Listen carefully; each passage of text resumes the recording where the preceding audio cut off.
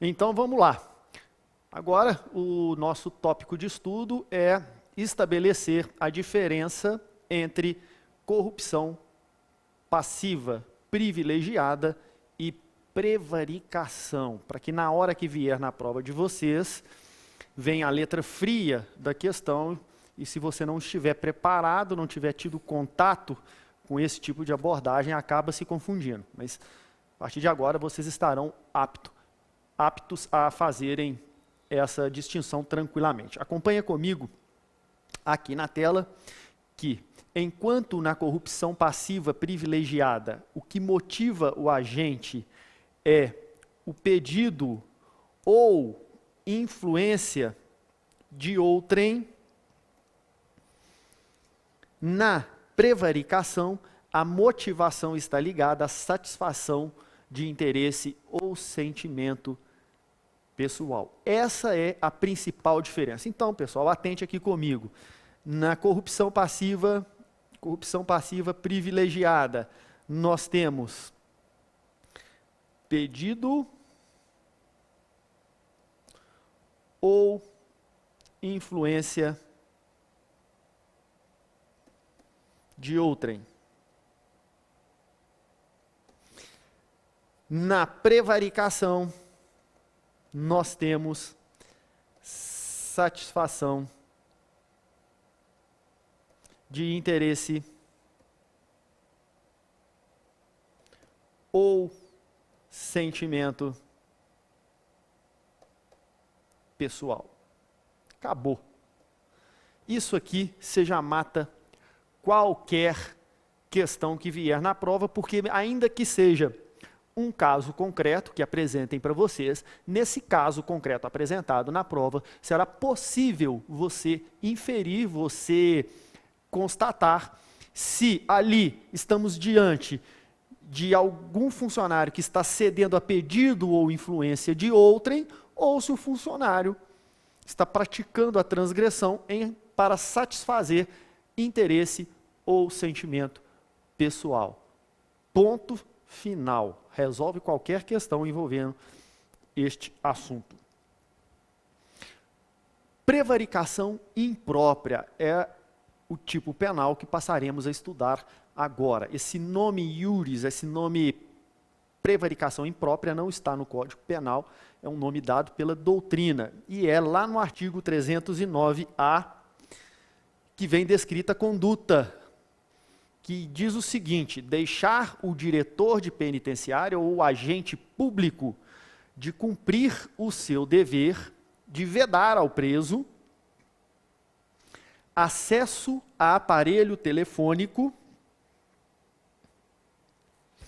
de rádio ou similar, que permita a comunicação com outros presos ou com o ambiente externo. Pena, detenção de 3 meses a 1 ano.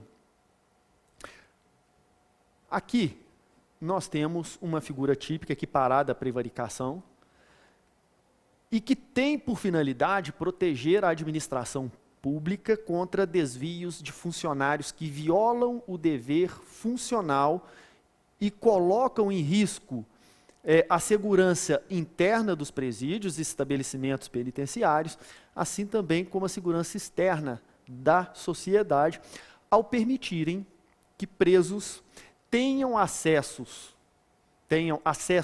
a aparelhos telefônicos ou similares de comunicação de um modo geral, permitindo aí a comunicação interna entre os presos e externa com o mundo extramuros, fora da penitenciária. Quem é o sujeito ativo desse delito? Quem pode cometer esse tipo penal? Novamente, estamos diante de um crime próprio, com uma peculiaridade que é de se exigir que o funcionário público, no exercício de suas funções, tenha o dever de evitar, de impedir o acesso do preso a aparelhos de comunicação proibidos. Quem que é? É um diretor de penitenciário, que o próprio o tipo penal diz, o agente penitenciário, o policial que está fazendo eventualmente uma escolta, nem toda cidade existe penitenciária, né? Às vezes, eu não sei, talvez exatamente como está em Minas, mas não muito tempo atrás aí, a própria polícia civil ou militar que ficava encarregada de custodiar presos, né? Também, até na Polícia Federal, tínhamos no início aí dos anos 2000, nós tínhamos uma custódia lá e ficávamos responsáveis pela custódia de preso.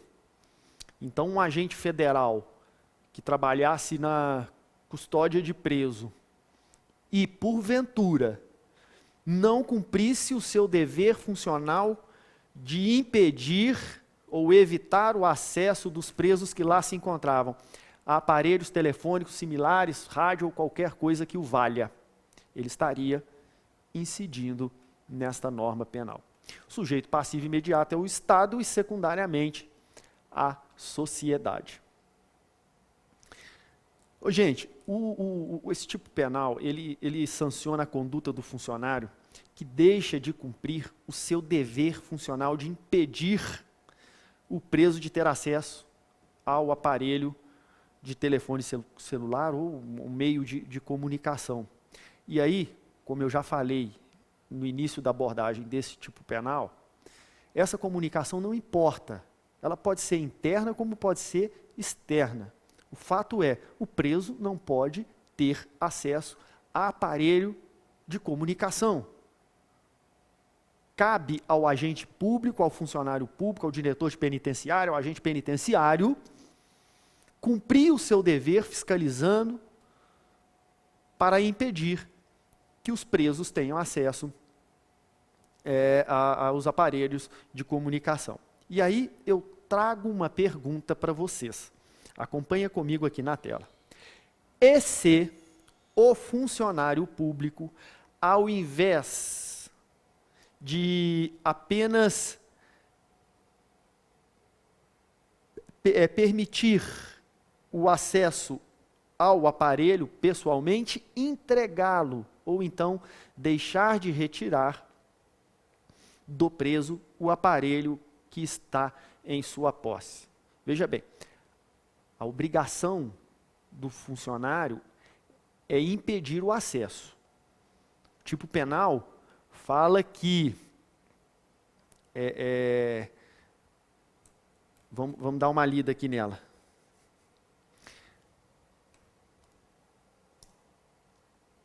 Deixar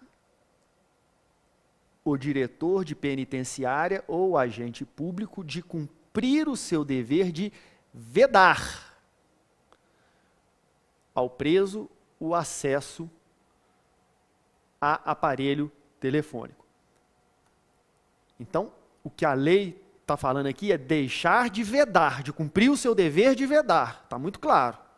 Deixar de cumprir o seu dever de vedar.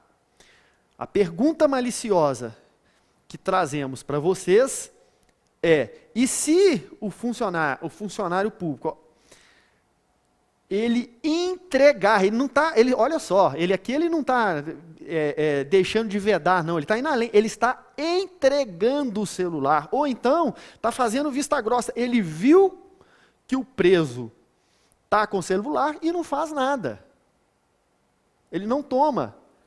Ora, a lei é muito clara, ela diz que é deixar de cumprir o seu dever de vedar o acesso. Nesse caso hipotético, o preso já teve acesso. Então, pela norma, interpretada literalmente, ele não teria, o funcionário público, a obrigação de tomar. Certo? Errado. Errado. O entendimento que vigora é que, embora a lei fala claramente deixar de cumprir o seu dever de vedar,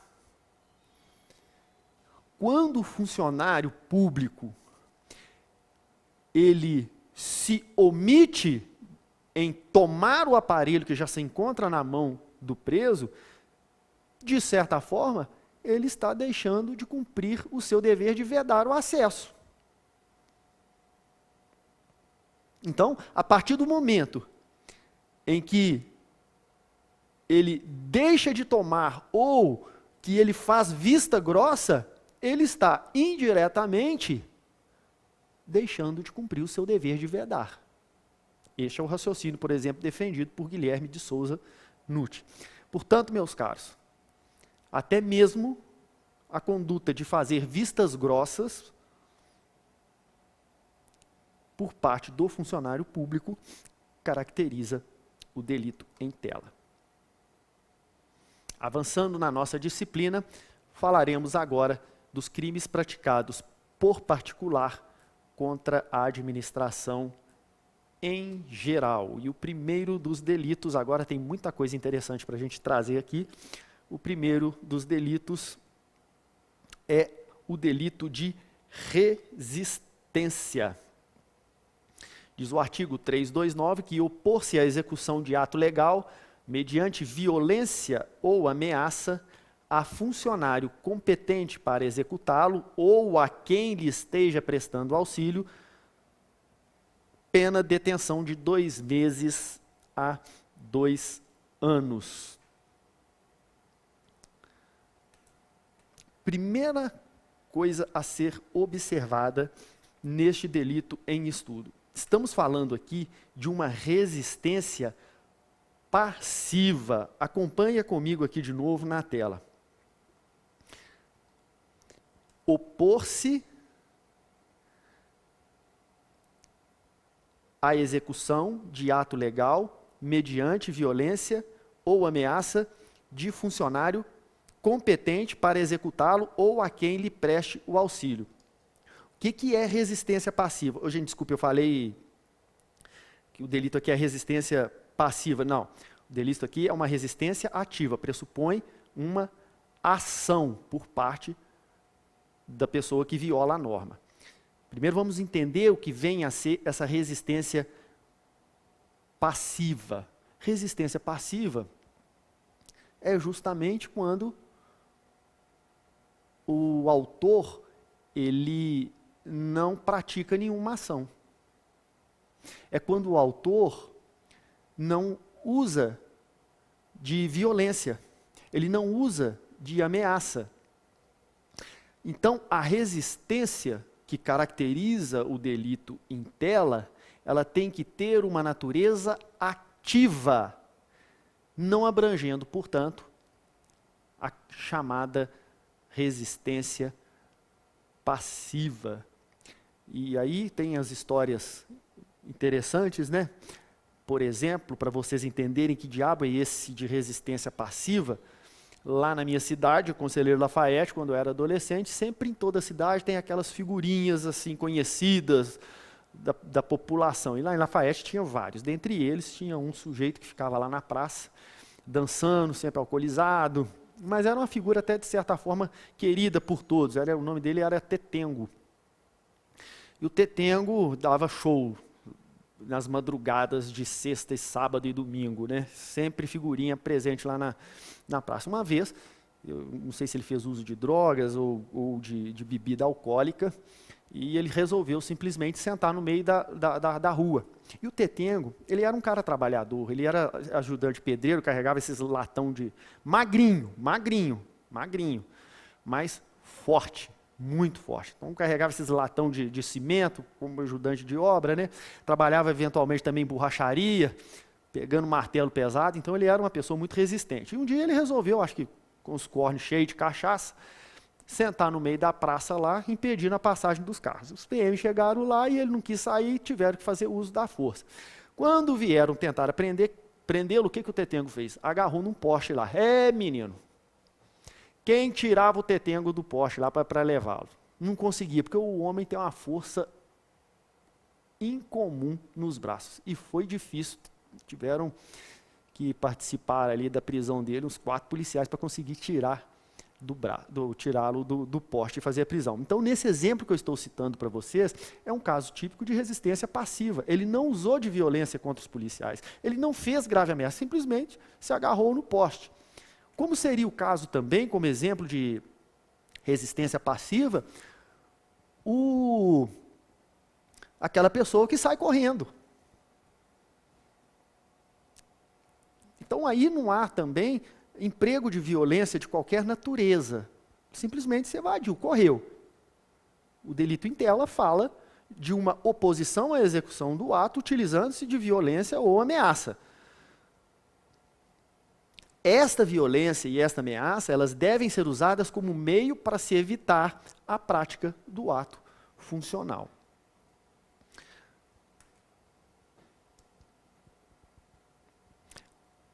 Então, pessoal, como eu disse, a caracterização da resistência tem que ser através de um comportamento ativo. Não se enquadra no delito em tela a chamada resistência passiva. E como que caracterizamos essa resistência ativa? Caracteriza através do uso da violência, que é uma agressão, um emprego de força física. Esta violência deve ser dirigida contra a pessoa do funcionário ou de terceiro, contra a pessoa de funcionário público ou terceiro, que o auxilia, né? Auxilia quem? O funcionário público. Agora, muita atenção, porque a violência empregada contra coisa, aí, por exemplo, uma viatura policial, caracteriza o crime de dano qualificado. Então, se a violência não é empregada contra o funcionário público ou contra o terceiro que o auxilia, e sim contra a coisa, nós estamos diante de dano qualificado, se for o caso aí, por exemplo, de uma violência exercida contra a viatura policial, né? Vai depender do caso concreto. Gente, esta resistência também ativa, ela pode se caracterizar por uma ameaça. E ela não precisa ser grave. A ameaça não precisa ser grave. Olha aqui o que diz o tipo penal. Mediante violência ou ameaça. Muito cuidado com isso, sabe por quê? Porque o examinador maldoso pode chegar lá na sua prova e escrever o quê? Que a gente está acostumado a ver muito. Grave ameaça.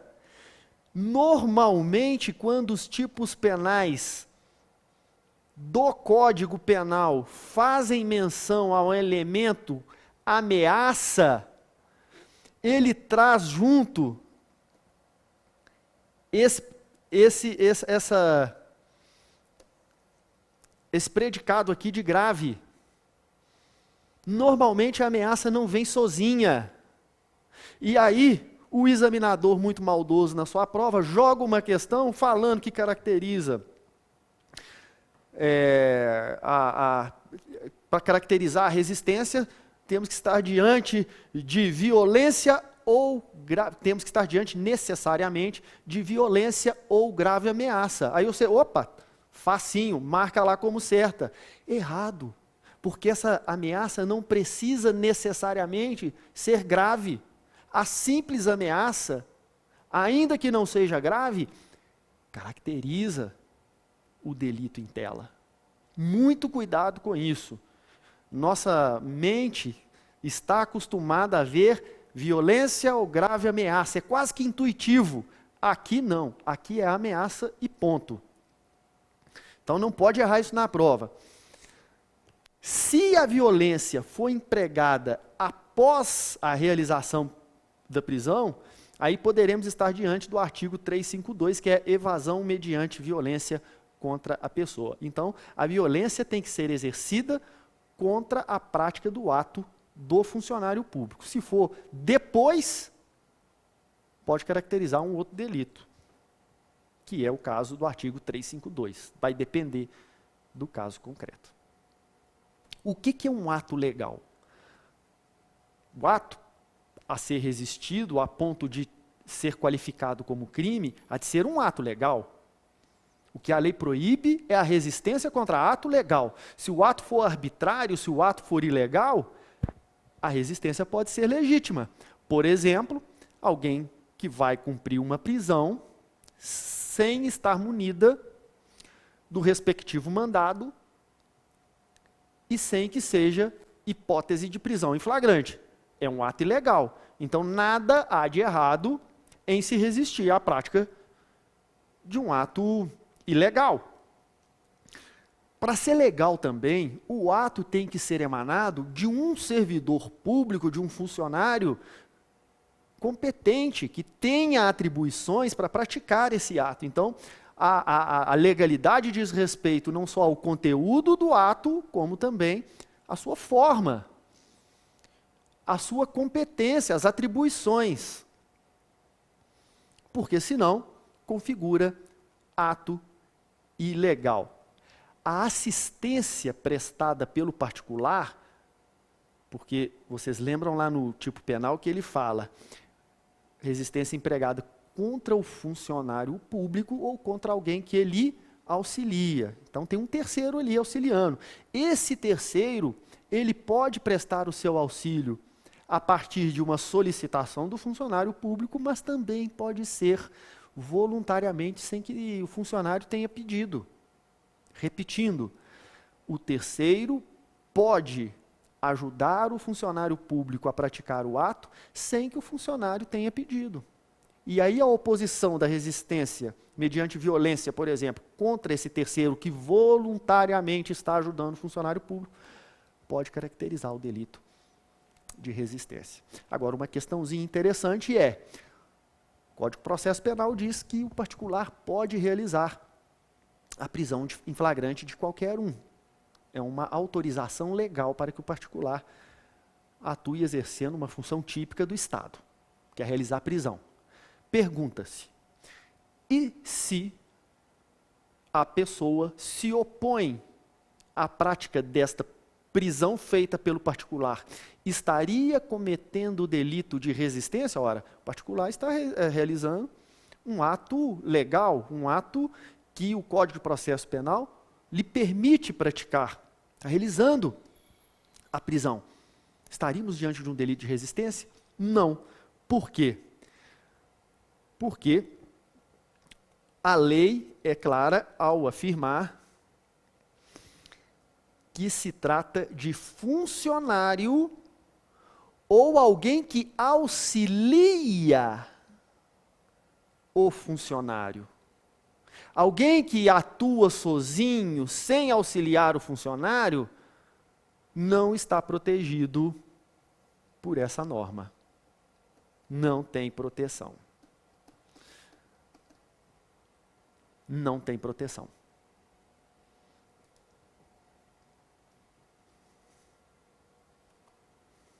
Quando que esse delito se consuma? Com a simples oposição à execução do ato legal. A partir do momento que o particular ele emprega violência ou uma ameaça contra a realização do ato do funcionário público, o delito está consumado. Então, não é necessário, a lei não faz exigência de que o ato não seja realizado. Não há necessidade que um funcionário deixe de praticar o ato, em virtude da violência ou da ameaça exercida pelo particular. Agora, se, porventura, o ato não é realizado, caso o ato não seja realizado pelo funcionário público em razão da resistência oposta pelo particular, nós estamos diante de uma qualificadora prevista no artigo 329, parágrafo 1º. Portanto, se o ato não vem a ser consumado por causa da resistência, estamos diante de uma forma qualificada do delito de resistência. Anota aí no seu caderno. Se o ato, em razão da resistência, não se executa, pena reclusão de 1 a 3 anos.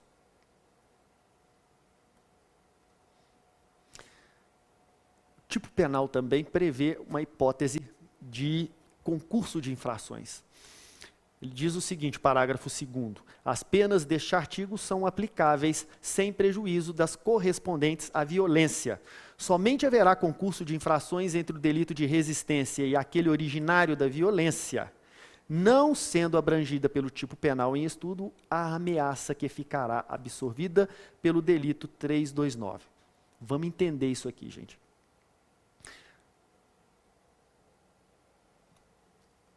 Olha o que diz aqui o parágrafo 2º. As penas deste artigo são aplicáveis sem prejuízo das penas correspondentes à violência.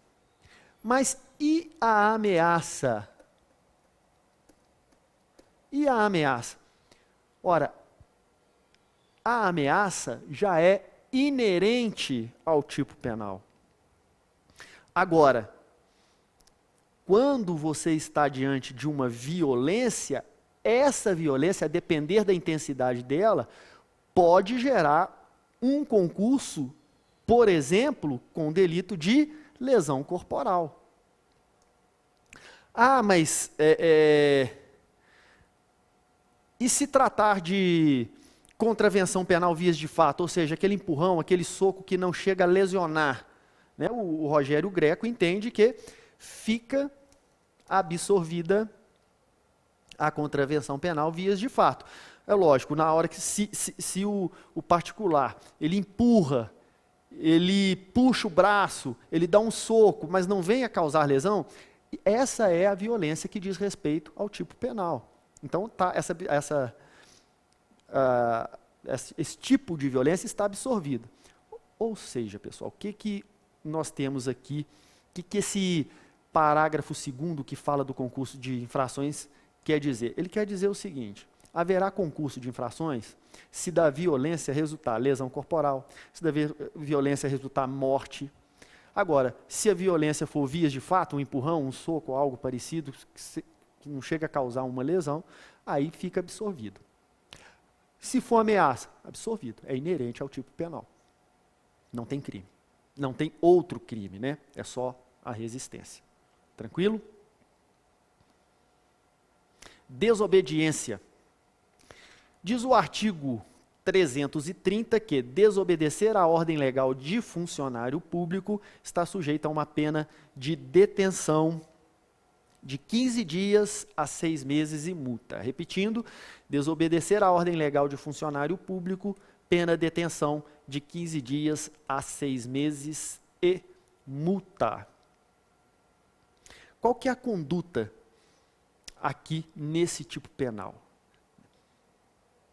É não acatar uma ordem, é desobedecer mesmo. Não tem muito o que ser explorado nesse verbo, nesse comportamento de desobedecer. A diferença fundamental aí entre resistência e desobediência, porque de certa forma a resistência também é uma desobediência, está deixando de acatar ali uma determinação do funcionário público. Então nós temos que partir para entender a diferença entre resistência e desobediência. A diferença fundamental é que a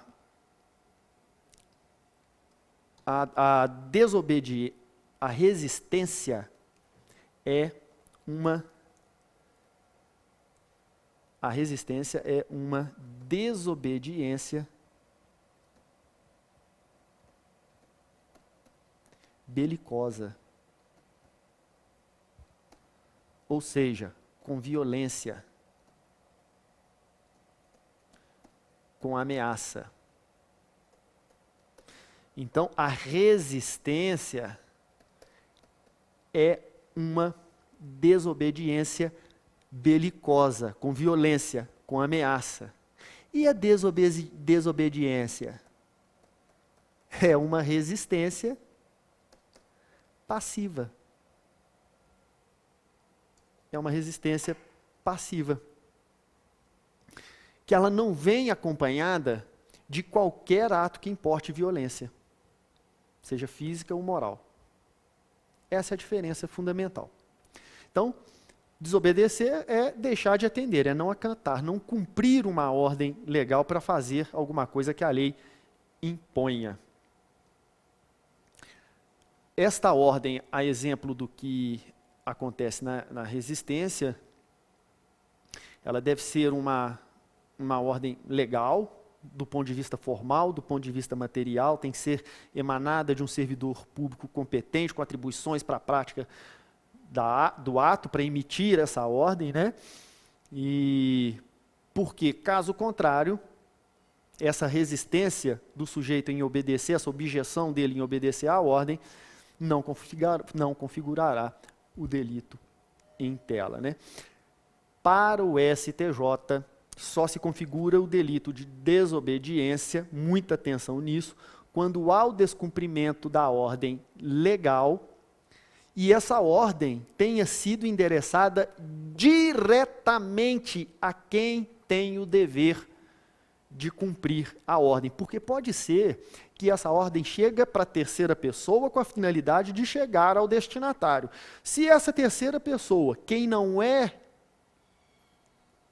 o destinatário da ordem, deixa de cumprir, ele não está cometendo o delito, porque, pelo entendimento do STJ, o delito só se configura se a ordem for direcionada diretamente para quem tenha o dever de cumprir. Se eu estou falando que o terceiro que recebe a ordem e não cumpre, não toma atitude nenhuma, não comete o crime, não há o que se falar, então, do destinatário da ordem que sequer recebeu. Ele nem tomou conhecimento, então ele não descumpriu a ordem porque a ordem não chegou nele. Cuidado. No próximo bloco, veremos a desobediência praticada por funcionário público. Até lá.